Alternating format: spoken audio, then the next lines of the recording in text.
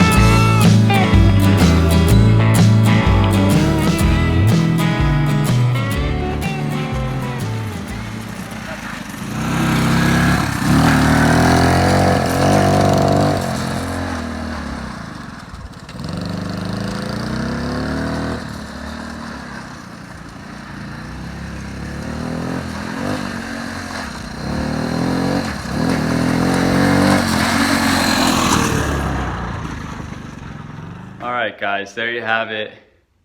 That's going to pretty much wrap up the video today, but we got those tractor tires on the back there and this little riding mower wheel on the front that I just put on the rim for now. But obviously this is me just having a little bit of fun in this video for entertainment purposes. I'm probably not going to keep it this way, but sparked up an idea, and I have another idea for this thing, so stay tuned for that one for whenever I publish the next video. But really thank you guys for watching once again. If you're new, definitely subscribe to the channel, because I can promise you're gonna like the next one we do this. So there we go, that's it. Hope you guys have a good day. Publishing this probably on Thanksgiving, so everyone have a great Thanksgiving out there, and I'll see you in the next video.